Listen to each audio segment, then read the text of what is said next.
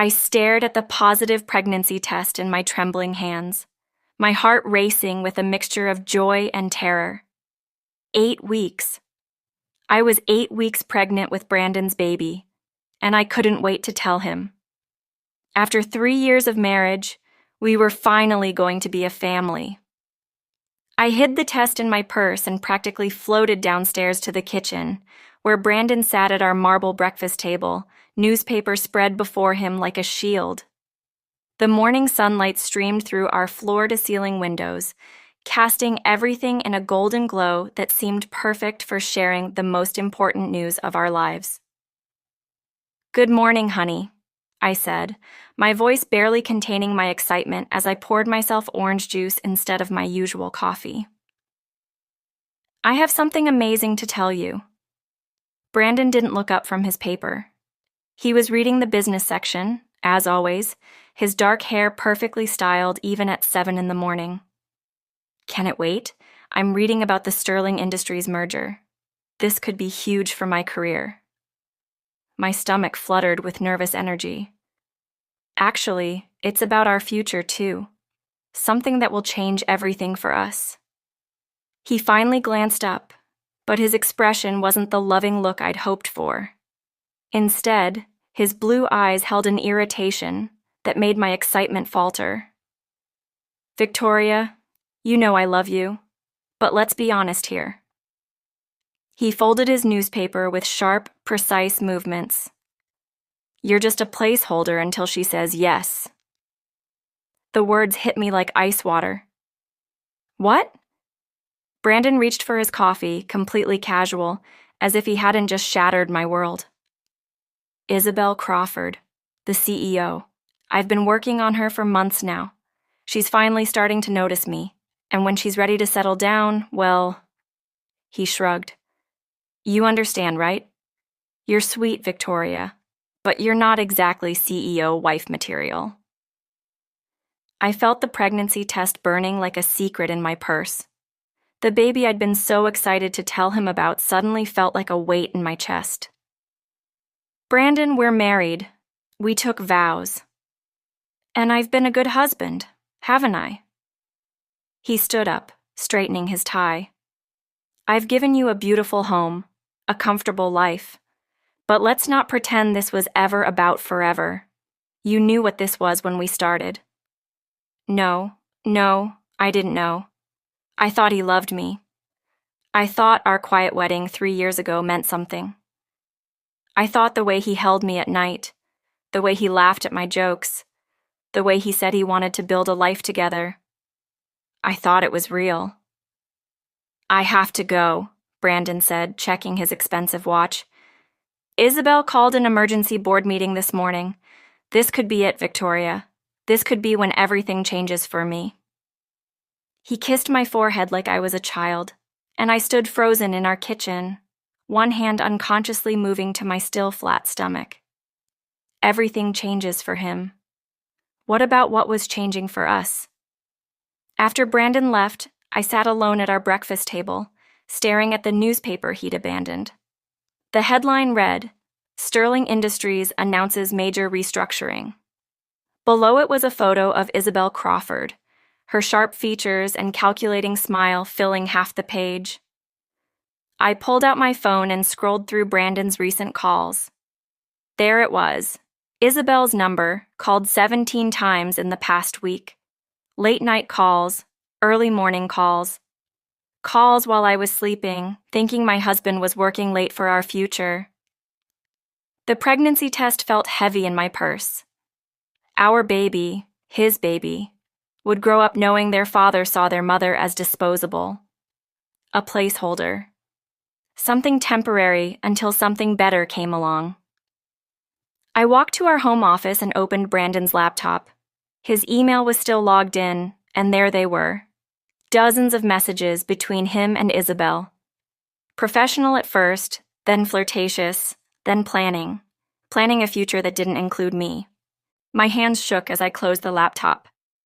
Brandon had no idea who I really was. He had no idea that the simple housewife he was so eager to discard was actually Victoria Sterling, granddaughter of Theodore Sterling.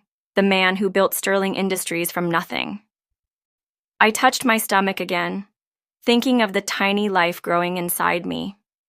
A life that deserved better than a father who saw love as a business transaction. It was time for Brandon to learn exactly who held the real power in this relationship. I sat in the back row of the Sterling Industries boardroom, my hands folded carefully in my lap to hide their trembling. The morning sickness had been brutal, but I'd forced myself to come. Brandon had mentioned I could attend as his guest, a throwaway comment he'd made weeks ago, never imagining his housewife would actually show up to a corporate meeting. The boardroom was exactly as I remembered from my childhood visits with Grandfather Theodore. Mahogany panels lined the walls, and the massive conference table could seat 30 people. Today, it was packed with executives, department heads, and board members, all buzzing with nervous energy about Isabel's mysterious emergency meeting. Brandon sat near the front, his posture confident and eager. He'd worn his best suit, the navy one I'd helped him pick out for our anniversary dinner last year. The irony wasn't lost on me. He was dressed for what he thought would be the most important day of his career, having no idea it would actually be the day his world collapsed. "Ladies and gentlemen," Isabel Crawford's voice cut through the chatter like a blade. She stood at the head of the table, commanding the room with her presence. At 36, she was everything Brandon apparently wanted: powerful, ruthless, and completely focused on success. Her red hair was pulled back in a severe bun, and her black suit probably cost more than most people's monthly salary. "Thank you all for coming on such short notice," Isabel continued, her green eyes scanning the room. They lingered on Brandon for just a moment longer than professional courtesy required. "Today marks a turning point for Sterling Industries." I pressed my hand against my stomach, feeling queasy for reasons that had nothing to do with pregnancy hormones. Something was building in this room, something that would change everything. "As you know, we've been exploring expansion opportunities in the European market," Isabel said, clicking to the first slide of her presentation. "I'm pleased to announce that we've secured the Henderson Group merger, which will increase our market share by 40%. Applause filled the room. Brandon was practically glowing with excitement, probably calculating how this success would reflect on his marketing department. He had no idea that I'd been the one to approve that merger through my hidden trust, using a shell company to mask my involvement. "This success," Isabel continued, "has made me realize something important about leadership, about partnership, and about the future of this company." She clicked to the next slide, but instead of financial projections, it showed a single word: partnership. "Building an empire requires more than just business acumen," Isabel said, her voice taking on a softer tone that made my skin crawl. "It requires having the right person by your side, someone who understands ambition, who shares your vision, who can stand as an equal in both the boardroom and in life." My heart started pounding. This wasn't going where I thought it was going. This couldn't be happening. Isabel stepped away from the podium and walked directly toward Brandon's seat. The entire room fell silent, sensing something momentous was about to occur. Brandon looked confused but pleased by the attention. "Brandon Hayes," Isabel said, her voice carrying clearly through the silent boardroom. "For months, I've watched you work. I've seen your dedication, your intelligence, your drive to succeed. You understand what it takes to build something lasting." Brandon stood up slowly, his face flushed with what I realized was anticipation, not surprise. He knew. Somehow he knew what was coming. "You've shown me that true partnership isn't just about business," Isabel continued. And then, to my absolute horror, she dropped to one knee right there in front of the entire board of directors. "It's about finding someone who shares your vision for the future." She pulled out a small velvet box, and the room erupted in gasps and whispers. I felt like I was watching a nightmare unfold in slow motion. Brandon Hayes, will you marry me? The silence that followed was deafening. I could hear my own heartbeat, could feel the baby's presence like a secret burning inside me. My husband, was being proposed to by another woman in front of 30 witnesses. Brandon's face broke into the biggest smile I'd ever seen him wear. Bigger than on our wedding day. Bigger than when he'd gotten his promotion. Bigger than any smile he'd ever given me. Yes, he said, his voice strong and clear. Absolutely, yes. The room exploded in applause as Isabel slipped an enormous diamond ring onto Brandon's finger.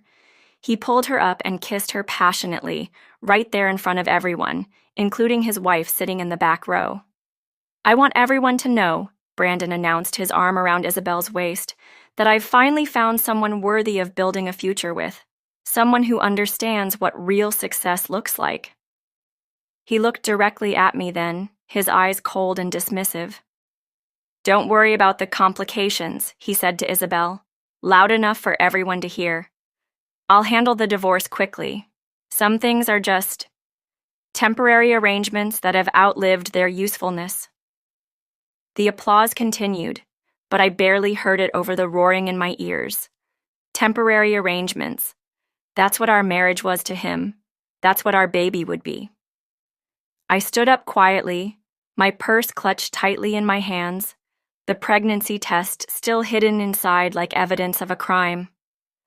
Several people glanced at me curiously, but no one really knew who I was. Just Brandon's quiet little wife, leaving early because she probably didn't understand the business implications of what she'd just witnessed. Excuse me, I whispered to no one in particular. I need to get some air. As I walked toward the exit, I heard Isabel's voice behind me. This merger isn't just about business, everyone.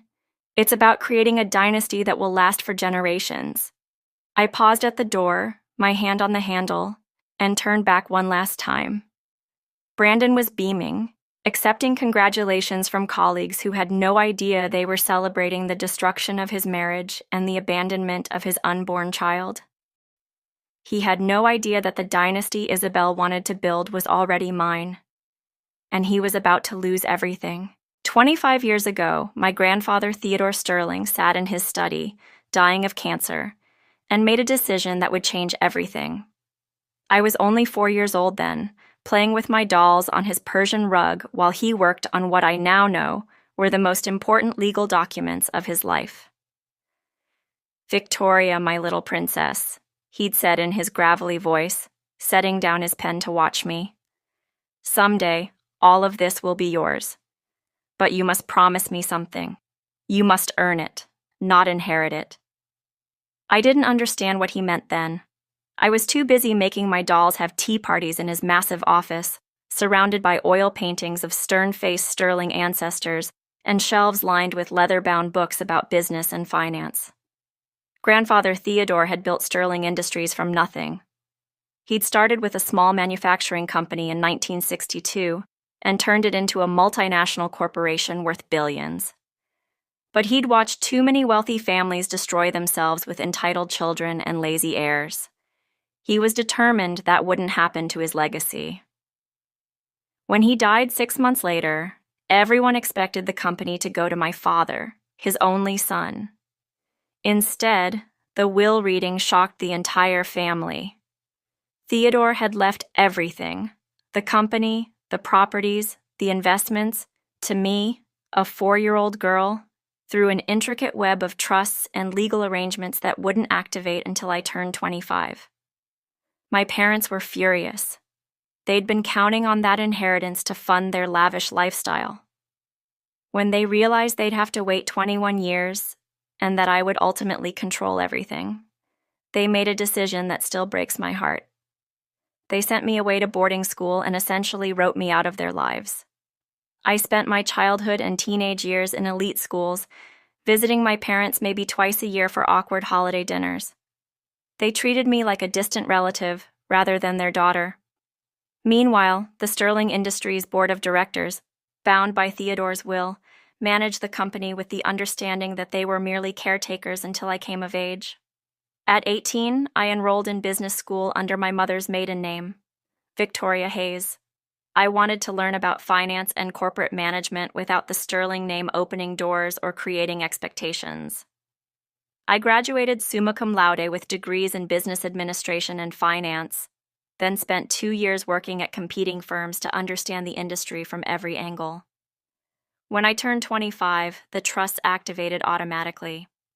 Suddenly, I owned 60% of Sterling Industries, along with properties worth hundreds of millions and investment portfolios that generated more money in a month than most people saw in a lifetime. The board was legally required to inform me of my inheritance, but I made them sign confidentiality agreements. I wanted to observe the company from the inside before revealing myself.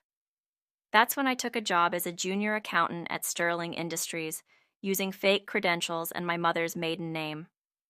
I wanted to see how the company really operated, to understand the people who worked there, to learn whether Theodore's empire was still built on the values he'd instilled. For 6 months, I worked in the accounting department, watching and learning. I saw the office politics, the power struggles, the way ambitious employees schemed for promotions. And then I met Brandon Hayes at the company Christmas party. He was charming, handsome, and completely focused on climbing the corporate ladder. When he asked me out, I was flattered. Here was this successful marketing director interested in a quiet accountant who seemed to have no connections or ambitions beyond her small cubicle. Our courtship was a whirlwind. Brandon was attentive and romantic, taking me to expensive restaurants and weekend getaways that I later realized he couldn't actually afford on his salary. He was living beyond his means, probably hoping to marry someone wealthy or land a promotion that would justify his spending. When he proposed after 8 months of dating, I said yes, because I thought I'd found someone who loved me for who I was, not what I owned. I thought I'd finally found someone who wanted Victoria the person, not Victoria the heiress. Our wedding was small and simple, my choice, though Brandon pushed for something more elaborate. I told him I preferred intimate celebrations, but the truth was, I didn't want the Sterling name appearing in any society pages that might reveal my identity. For 3 years, I played the role of the supportive wife.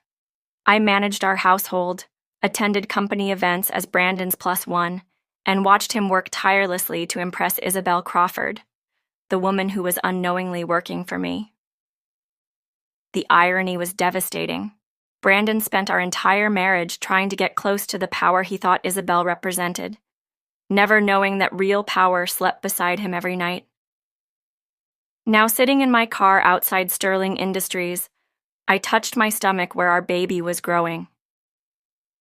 This child would inherit everything someday, the company, the wealth, the legacy that Theodore Sterling had built. But first, I had to protect that legacy from the man who saw us both as disposable. I sat in my car for 20 minutes after leaving the boardroom, my hands gripping the steering wheel as waves of nausea crashed over me.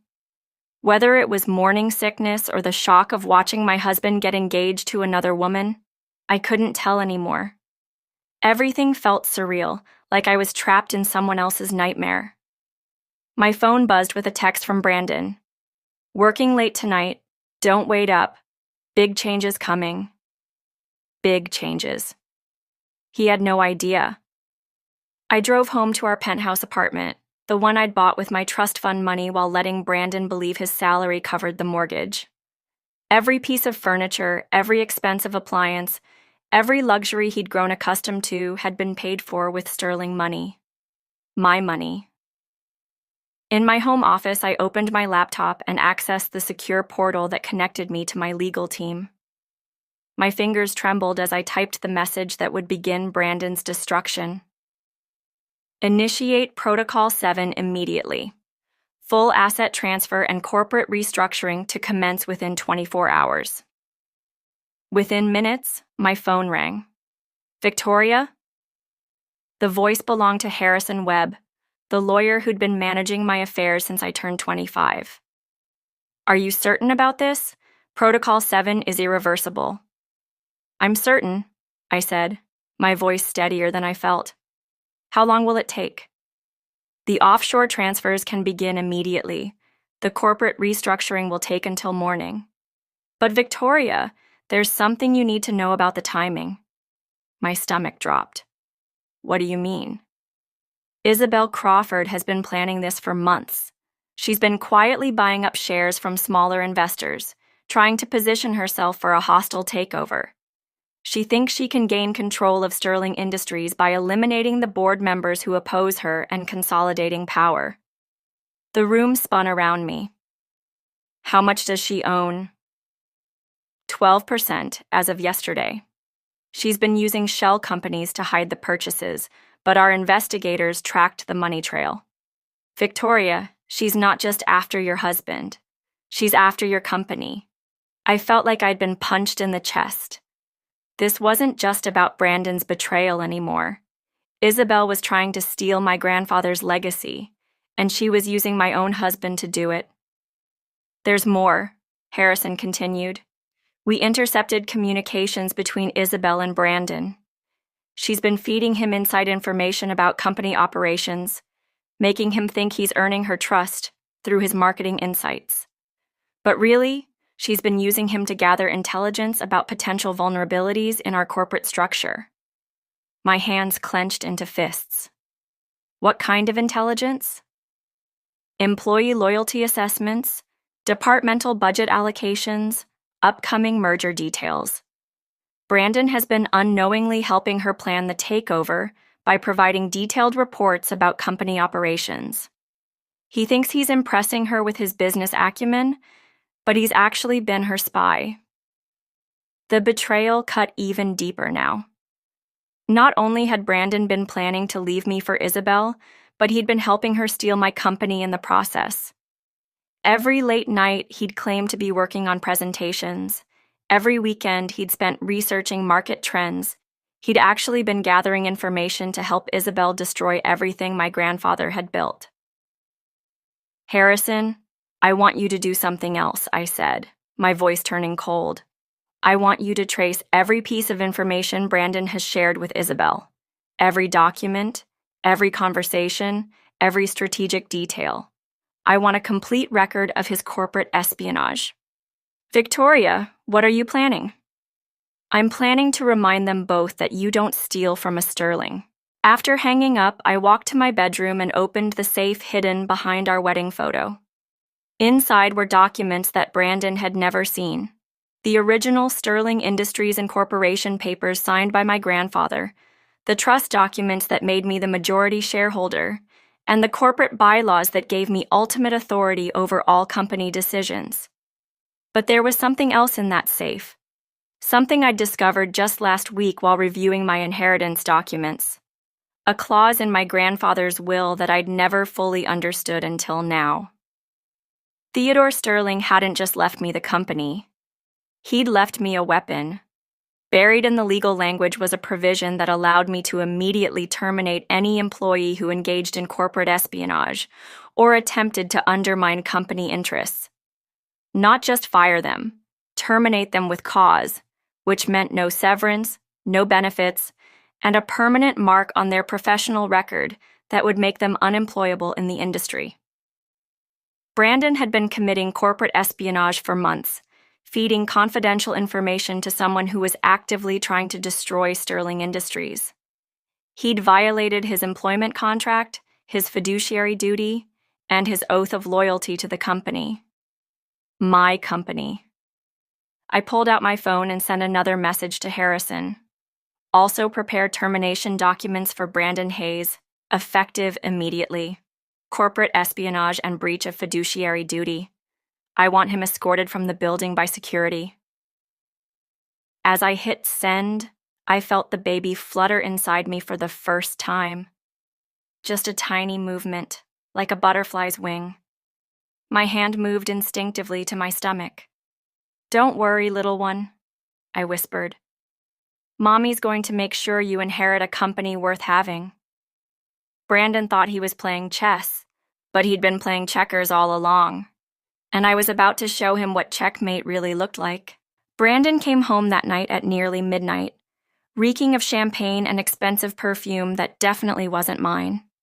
He was practically floating, his face flushed with excitement and alcohol as he stumbled through our front door. "Victoria!" he called out, his voice echoing through our penthouse. "Where's my beautiful wife? I have incredible news."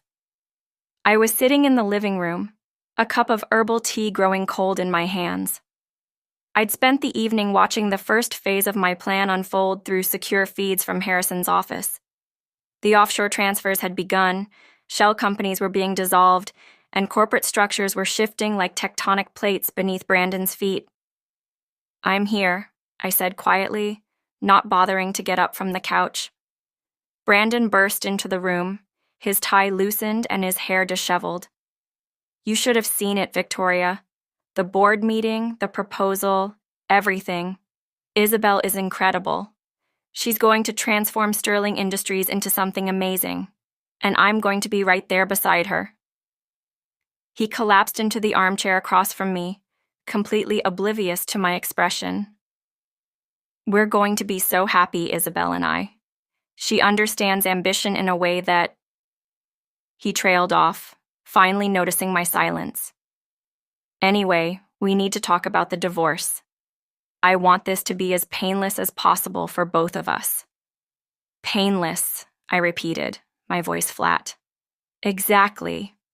Look, I know this might seem sudden, but you have to understand, this is bigger than us.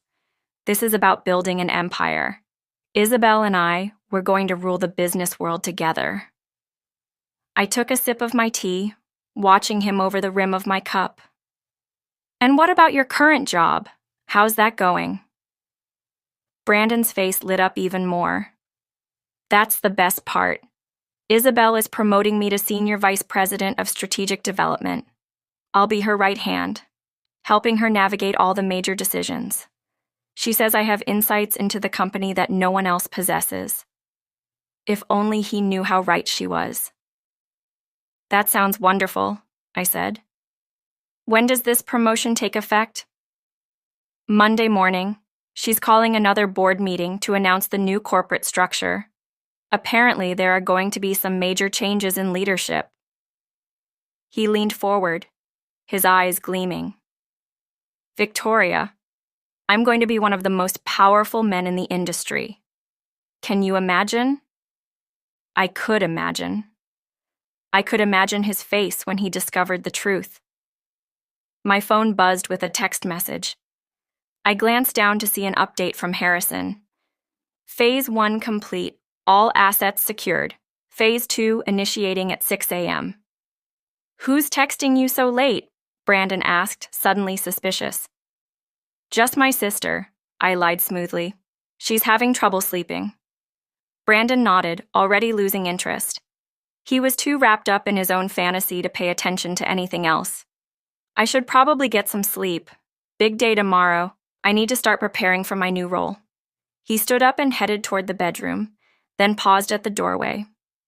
"Oh, and Victoria, I'll need you to pack up my things this weekend. Isabel has a beautiful penthouse downtown, and I'll be moving in with her after the divorce is finalized." After he left the room, I sat alone in the darkness, my hand resting on my stomach.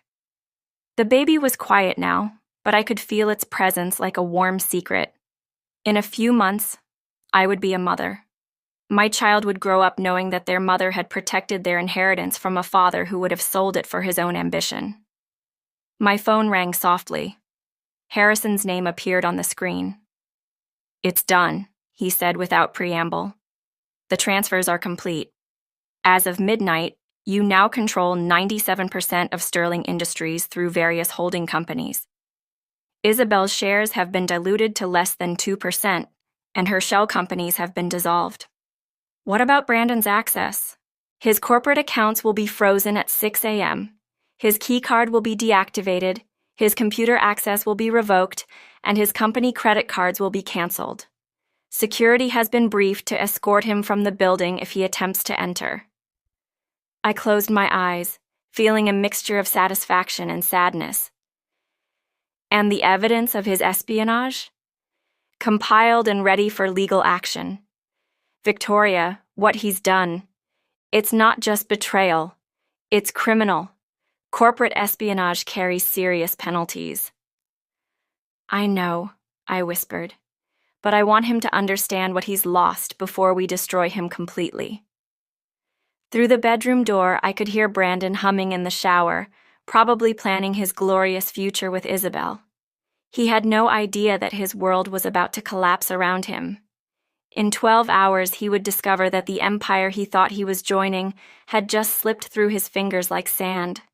And the woman he'd dismissed as a placeholder was the one holding all the power. Monday morning arrived like a death sentence. I woke up before dawn, my stomach churning with a mixture of morning sickness and anticipation. Brandon was still sleeping beside me, one arm thrown carelessly across the pillow, completely peaceful in his ignorance. I studied his face in the dim light filtering through our bedroom curtains. This was the man I'd fallen in love with 3 years ago.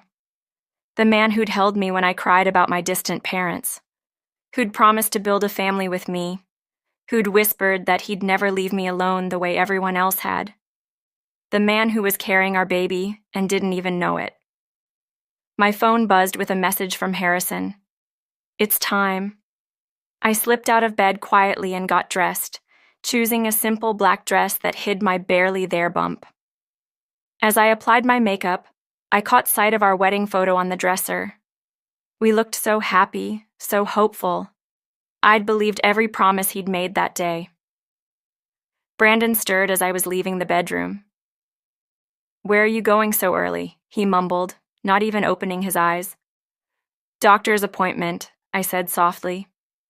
It wasn't entirely a lie. I had my first prenatal appointment scheduled for next week.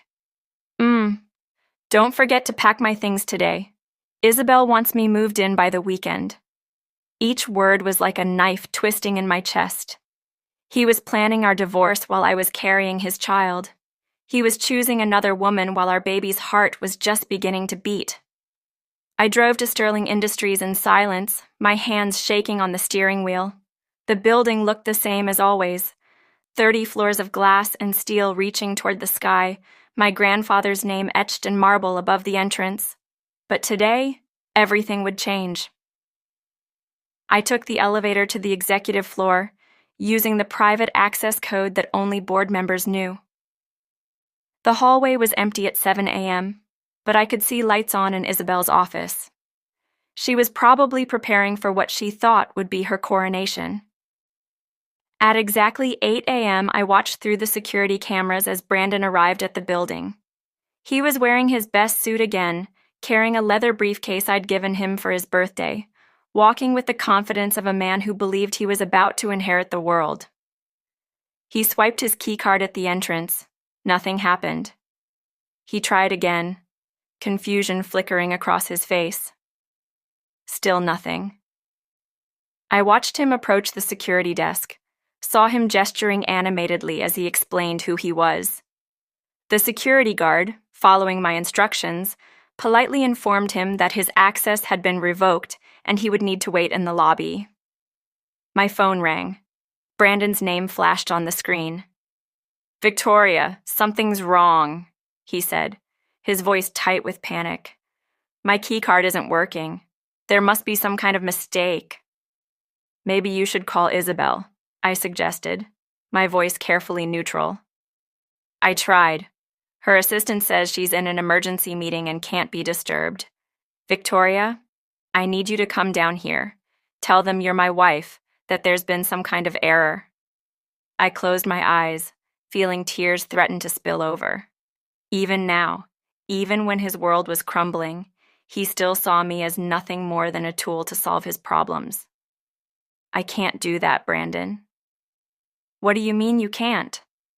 "Victoria, this is important. My entire future depends on this job." "I know," I whispered. "That's why I can't help you." There was a long silence. When he spoke again, his voice was different, suspicious, almost afraid. "What's going on? Victoria, what do you know about this?" I hung up without answering. 20 minutes later, I watched through the cameras as Brandon was escorted from the building by security. He was shouting, demanding to speak to someone in charge, insisting there had been a mistake. Other employees stopped to stare as he was led outside, his briefcase clutched uselessly in his hands. My phone buzzed with text after text. "Victoria, call me back now. Something is seriously wrong here. I'm coming home. We need to talk. Answer your phone." I turned off my phone and sat in the empty boardroom, surrounded by portraits of Sterling family members who had built this empire through generations of hard work and sacrifice. My grandfather's portrait hung directly across from me, his stern eyes seeming to watch over everything. "I won't let them destroy what you built, grandfather," I whispered to his image. "I promise." But as I sat there alone, one hand pressed against my stomach where our baby was growing, I couldn't stop the tears from falling. Because despite everything Brandon had done, despite his betrayal and his cruelty, I still loved him. And that made what I had to do next hurt even more. Brandon burst through our apartment door like a man possessed, his face red with fury and desperation. I was sitting at our dining table, the same table where he'd called me a placeholder just 3 days ago, with a stack of documents spread before me. "Victoria!" he shouted, his voice echoing through our home. "What the hell is going on? They threw me out like some common criminal. Security escorted me out in front of everyone." I looked up calmly, my hands folded over the papers. "Hello, Brandon. How was your day?" "Don't you dare act casual with me." He slammed his briefcase down, his eyes wild. "Something is happening at Sterling Industries. My access is revoked, my accounts are frozen, and Isabel won't take my calls. Her assistant says she's reassessing the corporate structure and will be in touch." I nodded slowly. "That sounds about right." "What do you mean that sounds about right?" He stepped closer, his voice rising. "Victoria, I need you to call someone. Anyone who might know what's happening. This is my career we're talking about." "Your career," I repeated softly. "The career you built by stealing confidential information and feeding it to someone who was trying to destroy the company." Brandon froze. "What are you talking about?" I picked up the top document from the stack and held it out to him. "Corporate espionage charges, Brandon. Every email you sent to Isabel, every document you copied, every strategic detail you shared. It's all here." His face went white as he scanned the papers. Where did you get this?" "The same place I got these," I said, spreading out more documents. "Your termination papers, your divorce papers, and this." I held up the final document, watching his eyes widen as he read the letterhead. "Sterling Industries Board of Directors," he read aloud, his voice barely a whisper. "Notice of majority shareholder." He looked up at me, confusion and fear warring in his expression. "Victoria, what is this?" "It's the truth, Brandon. The truth you never bothered to learn about the woman you married." I stood up slowly, my hand instinctively moving to my stomach. "My name is Victoria Sterling. Theodore Sterling was my grandfather. I own this company. I've always owned it." The papers slipped from his hands, scattering across our marble floor. "That's impossible. You're a housewife. You don't know anything about business." "I have 2 degrees in business and finance from Harvard," I said quietly. "I worked at 3 different firms before taking a position at Sterling Industries to observe the company from the inside. I've been the majority shareholder since I turned 25. Brandon staggered backward, his face cycling through disbelief, shock, and dawning horror. No, this is some kind of joke. You can't be. You're nobody." "I'm the woman who's been paying for this apartment, Brandon. I'm the woman who's been funding your lifestyle while you plan to leave me for my own employee. I'm the woman who's been watching you try to steal my grandfather's company while you called me a placeholder." "Isabel," he whispered, the pieces finally clicking together. She works for you. She worked for me, past tense. As of this morning, she's been terminated for attempting a hostile takeover. Her shares have been dissolved, her corporate accounts frozen, and she's facing criminal charges for conspiracy to commit corporate fraud. Brandon collapsed into a chair, his head in his hands. This can't be happening. This can't be real. I walked over to him, kneeling down so we were at eye level. There's something else you need to know, Brandon. Something I was going to tell you that morning when you called me a placeholder. He looked up, and for a moment I saw a flicker of the man I'd fallen in love with. Vulnerable, scared, human. I'm pregnant, I said softly. 8 weeks. I was so excited to tell you. I thought we were going to be a family. The color drained completely from his face. Pregnant? Our baby will inherit everything someday. The company, the properties, the legacy my grandfather built. But they'll grow up knowing their father saw their mother as disposable. Tears slipped down my cheeks. They'll know their father chose ambition over love. Brandon reached for me, his eyes desperate. Victoria, please. I made a mistake. I was stupid. I was greedy. But I love you. I've always loved you. I stood up, stepping away from his outstretched hand. No, Brandon. You loved the idea of me.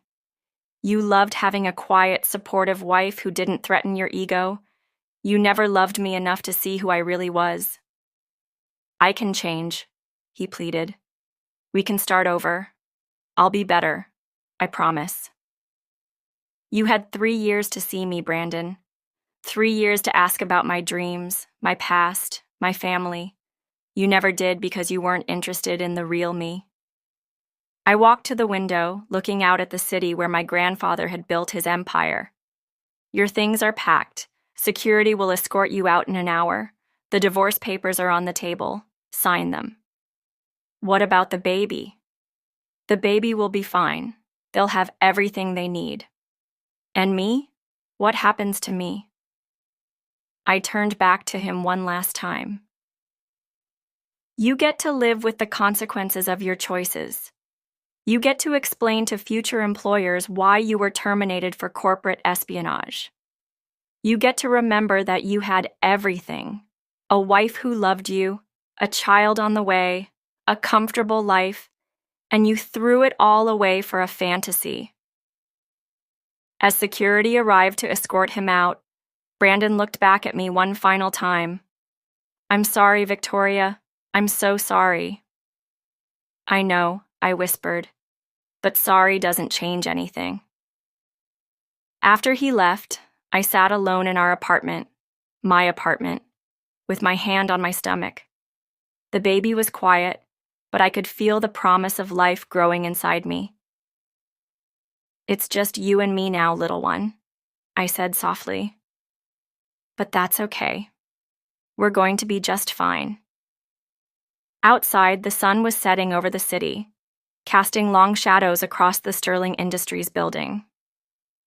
Tomorrow, I would step into my role as the true head of the company. I would rebuild what had been damaged and protect what my grandfather had created. And someday, I would tell my child about their great-grandfather Theodore, who built an empire with his bare hands and taught his granddaughter that real power isn't